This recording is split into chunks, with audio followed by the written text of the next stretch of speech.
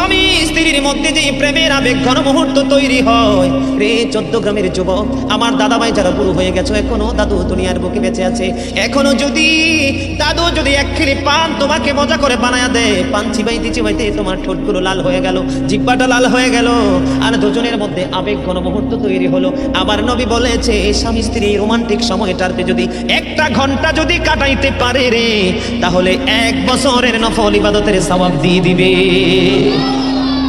এর যুবক, বউকে কষ্ট দিও না। স্বামী স্ত্রী যদি কিয়ামতের দিন কমপ্লেইন করে, তুমি যত বড় মোল্লা সাহেব হাজী সাহেব হন, নসিবই জুটবে না। আমি আমার মা আমার বোনদেরকে বলতে চাই, কখনো স্বামীর কলিজায় আঘাত দিও না, কারণ স্বামীর কলিজায় আঘাত দিলে তোমার জীবনে জান্নাত জুটবে না।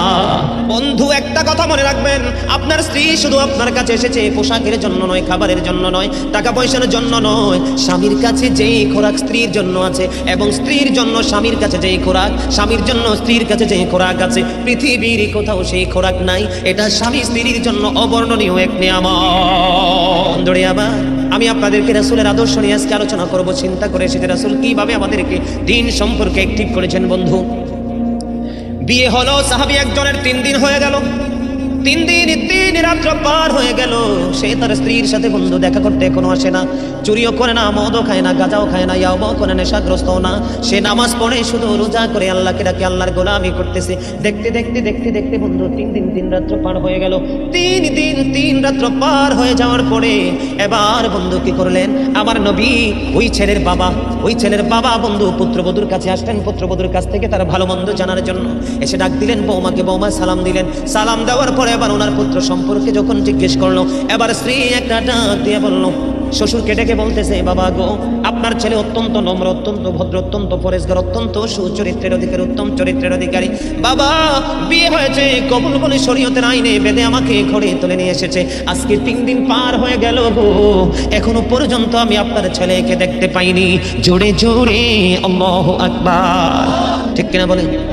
এবার বন্ধু 3 দিন হয়ে গেল, বন্ধু আসতে পারে না, এখনো পর্যন্ত ছেলেটা তার স্ত্রীর কাছে আসলো না। এবার বাবা পৃথিবীর কাউকে বন্ধু বললেন না, দৌড়ে চলে গেলেন প্রাণের নবীর কাছে, যাইয়া নবীকে সালাম দিলেন, ইয়া রাসূলুল্লাহ, ইয়া হাবিবাল্লাহ, নবী গো, ও প্রাণের নবী, আমার ছেলেটাকে 3 দিন হলো আমার সন্তানকে বিয়ে করিয়েছি, আজকে 3 দিন 3 রাত পার হয়ে গেল, এখনো সে তার বউয়ের সাথে দেখা করলো না। এবার আমার নবী শোনার পরে সন্তানকে ডাকলেন, ওই সাহাবী আব্দুল্লাহকে ডাকলেন, ডাকার পরে সে আমার নবীর কাছে যখন বন্ধু হাজিরা দিলেন, আমার নবী বলল, তোমার স্ত্রী তোমার একটা অংশ, কারণ তুমি শুধু নামাজে সারাদিন মসজিদে পড়ে থাকলে চলবে না। দাদা কি ভুল বলছি? সারাদিন তুমি মসজিদে সেজদা দিয়ে থাকলে চলবে না। ও বন্ধু, তুমি 3 দিন 3 রাত্র 4 দিন 4 রাত 1 মাস 2 মাস 3 মাস শুধু তুমি পথে পথে ঘুরে ঘুরে আল্লাহর গোলামি করলে চলবে না। তুমি মুমিন হতে হলে নবীর আদর্শকে তুমি আপন করে নিতে হবে। গোলামির সময় আল্লাহর গোলামি করবা, কারণ সময় যখন হবে স্ত্রীর হকও তোমাকে আদায় করতে হবে। কথা বলেন না কেন? আমার নবী তো তাকে আদর করতে পারতো না? কথা বলে না, পারতো না? সে তো মদও খায়নি, গাঁজাও খায়নি, নেশাও করেনি, জও খেলেনি, পৃথিবীর নষ্ট কোনো কাজ করেনি। বন্ধু, সে আল্লাহর গোলামিতে ব্যস্ত। আমার নবী তাকে শাসন করলেন, শাসনের ভাষাটা ছিল কোরআন হাদিসের দৃষ্টিকোণ সঙ্গত ভাষা। বন্ধু, আমার নবী বললেন, স্ত্রীর হক আদায় করতে হবে, তুমি তোমার স্ত্রীর কাছে চলে যাও। আমার নবী আল্লাহর গোলামির জন্য বাস্তবতা, এটা কি ভুলে গেছে নাকি এটা মনে করিয়ে দিয়েছে? কথা বলেন না কেন?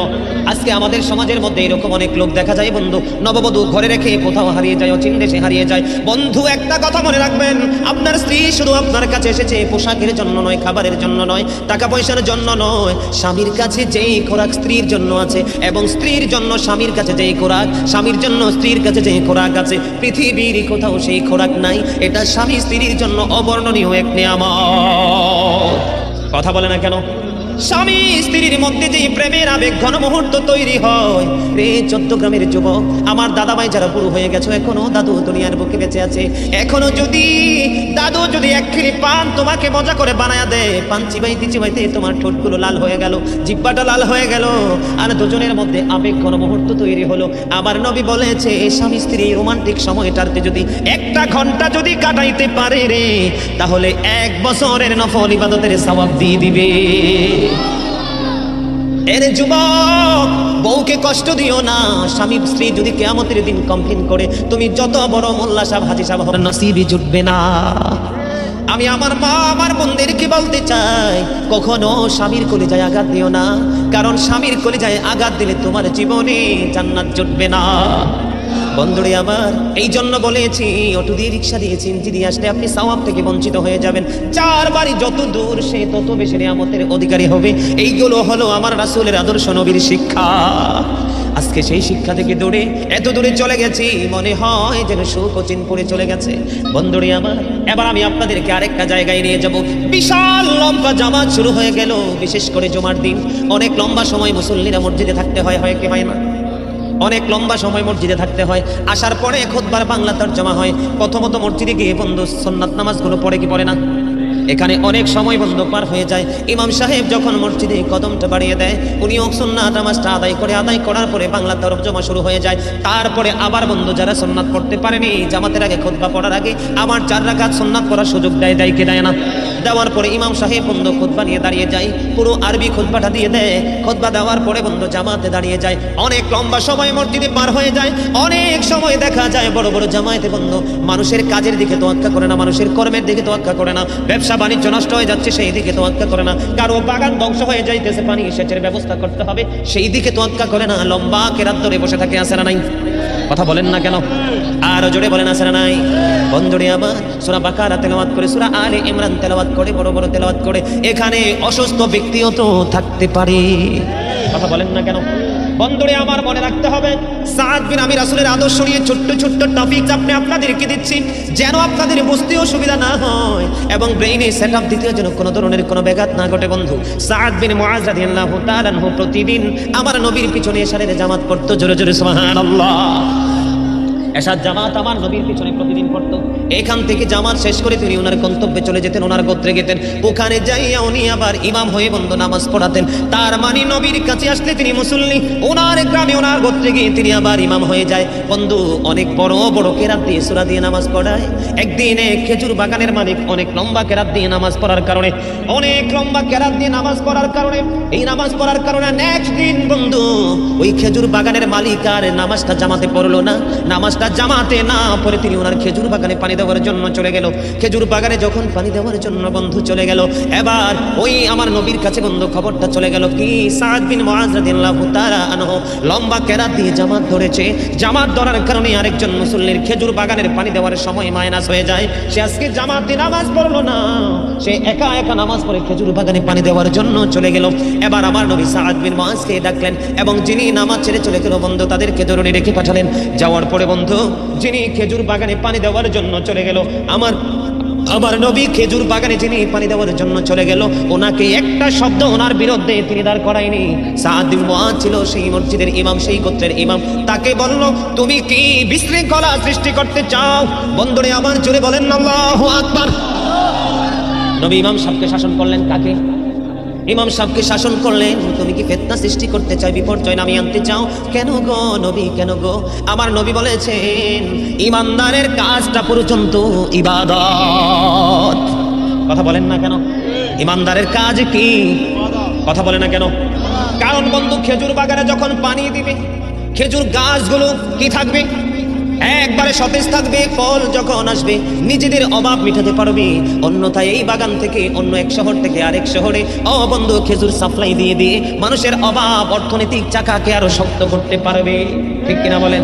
এই জন্য আমার নবী বলে দিয়েছে সাদ বিন মুআজকে, বন্ধু যখন বড় জামাতে যখন তোমরা দাঁড়িয়ে যাবে, ছোট্ট ছোট্ট কেরাত দিয়ে তোমরা নামাজ পড়াবে, কারণ তোমাদের পিছনে মুসল্লি অনেকের হাজত থাকতে পারে, অনেক সমস্যা থাকতে পারে। এটাই হলো সরকারে মদিনা। আপনাদের কাছে নিউজগুলো মজার কিনা, ভালো লাগে কিনা দেখছেননি? যখন আপনি একাকী নামাজ পড়েন, প্রাণ খুলে কোরআন তেলাওয়াত করেন, যত ইচ্ছা তত লম্বা করে পড়েন। আমার নবী যখন নামাজে দাঁড়িয়ে যেতেন, পা মোবারক ফুলে বন্ধু লোহ মোবারক বের হয়ে আসতো। কিন্তু যখন বড় জামাতে যাবেন, যেমন আপনাদের এলাকার যে আমার দাদা ভাই এখানে মুরব্বীরা অনেকে বসে আছে, ধরেন তারা 15 মিনিট বসে থাকতে পারবে। এখন তারা এমন সময় গেল, ইমাম সাহেব 30 মিনিট মাইনাস করলো, এই মুহূর্তে জামাতেরও টাইম হয়ে গেছে। এখন কি উনি বাড়িতে যাবে না জুমার দিনের পবিত্র জুমার নামাজের জামাত ছেড়ে দিবে? কোনটা করবে?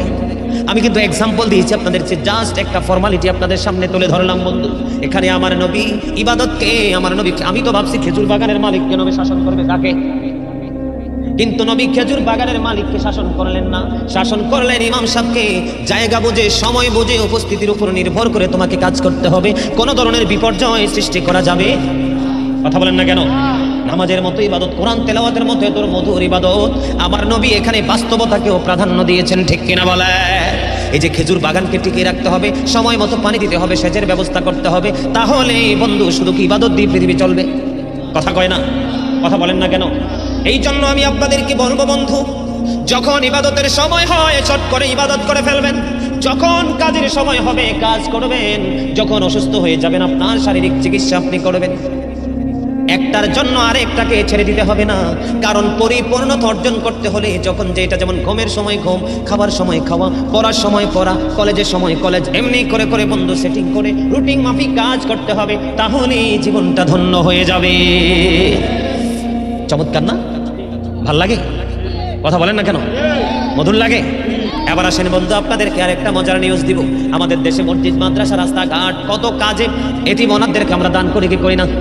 আমার নবীর আদর্শ, আমার নবীর শিক্ষা যার সিনায় থাকবে রে, এই জীবন কোনোদিনও ধ্বংস হবে না।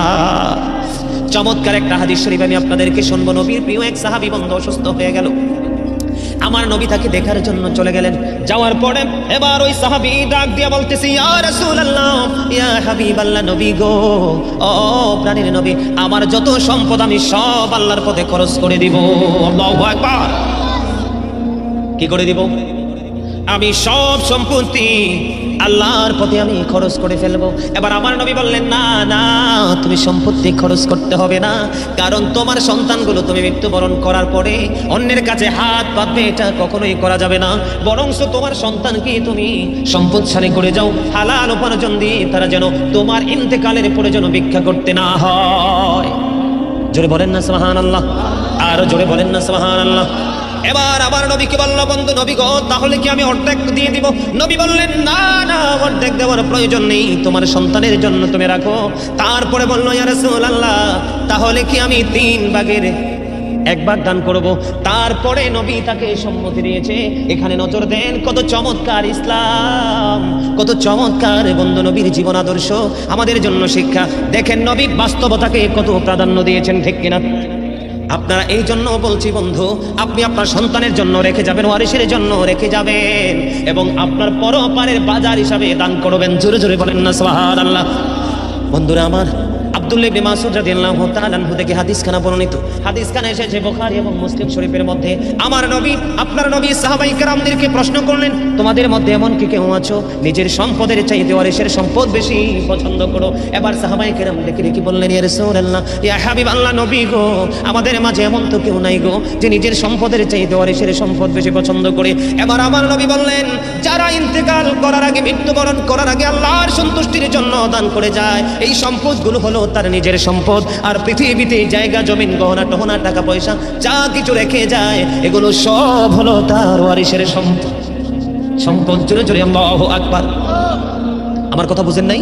তার মানে একবার ভেঙে দেই, মানুষ যখন মারা যায় পৃথিবীতে তার যে অর্জিত সম্পদ, এগুলো কি আর মালিকানা দাবি করতে পারে? এগুলোতে আইসা মালিকানা দাবি করতে পারে? নিতে পারে? পারে না। এগুলো তার ওয়ারিশ খাবে, তার আপন স্বজন খাবে, নষ্ট হলে পথভ্রষ্ট পাতে খরচ করবে, ঠিক কিনা বলেন? ইমানদার হলে ভালো কাজে খরচ করবে।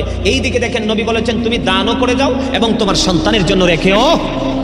নবী কি বাস্তবতাকে অস্বীকার করেছে? সন্তান বাঁচতে হবে, খাইতে হবে, চলতে হবে, তাদের জীবন অর্থের প্রয়োজন আছে, পৃথিবীর ফর্মালিটি মেনটেন করতে হবে, এটাকে কি নবী অস্বীকার করেছে? নবীতে পারতো সবগুলো দানের অর্ডার দিতে পারতো, কিন্তু আমার নবী বলেছেন 3 ভাগের 1 ভাগের কথা যখন বলল, তখন নবী একটু সমর্থন দিয়েছেন। এটা কিন্তু আমাদের জন্য বড় ধরনের একটা শিক্ষা।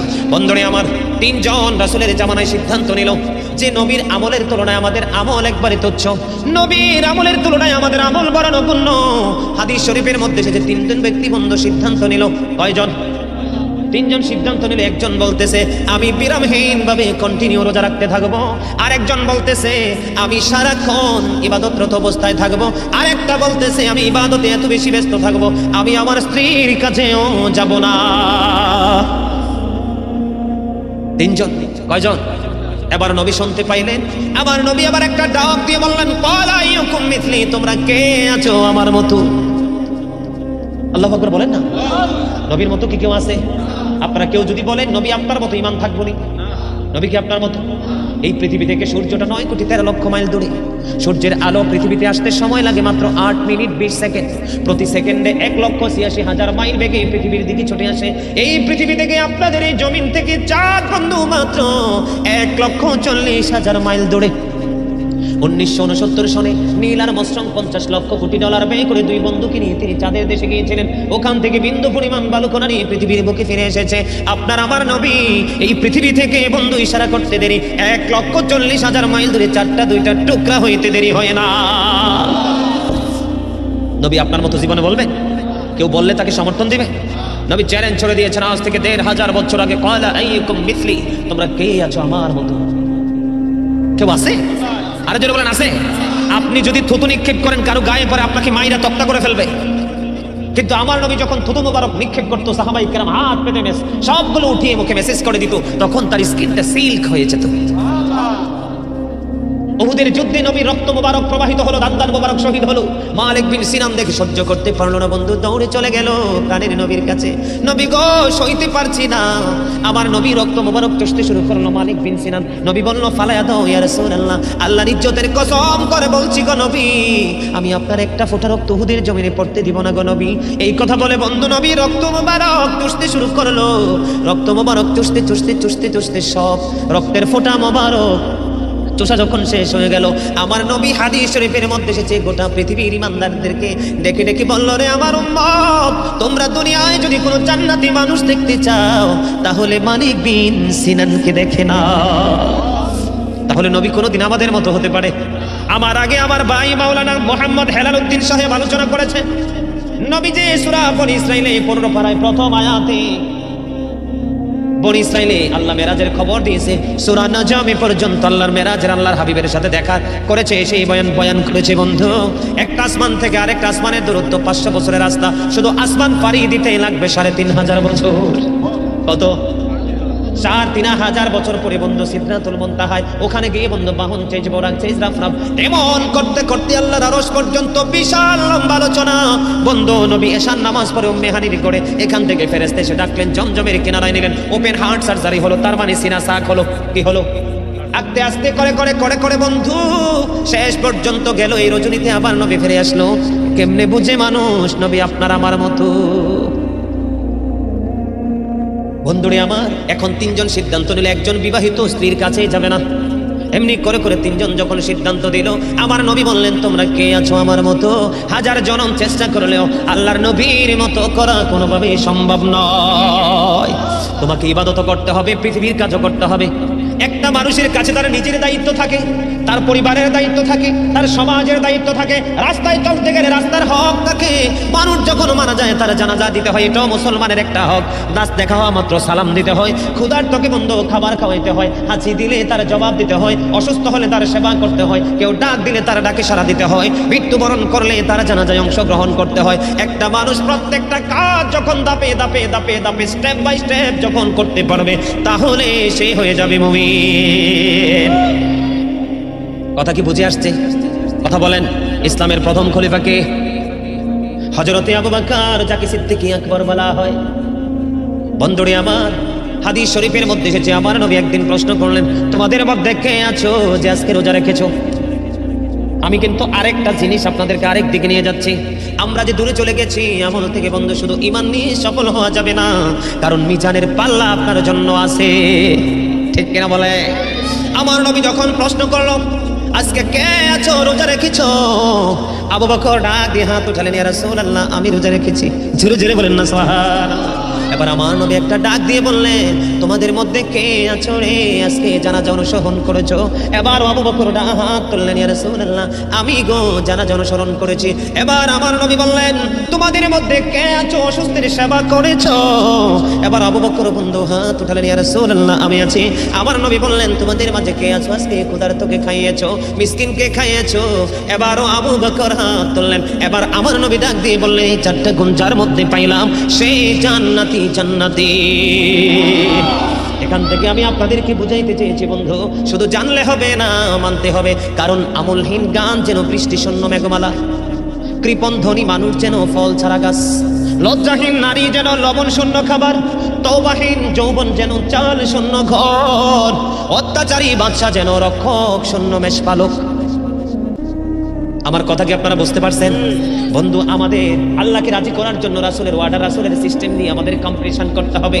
বন্ধুরে আমার হযরতে ওমর ইসলামের দ্বিতীয় খলিফা, তিনি বললেন জীবনে কোনোদিন, হাদিস শরীফের মধ্যে এসেছে, জীবনে কোনোদিন আবু বকরের অগ্রবর্তী হতে পারলাম না, জীবনে কোনোদিন আবু বকরকে হারাতে পারলাম না। সারা জীবন প্রত্যেকটা মুহূর্তে আবু বকর সব জায়গায় সামনে সামনে। হযরতে ওমর বললেন আমার নবী বলেছেন তাবুক যুদ্ধের পড়বে, তোমরা আল্লাহর পথে দান করো।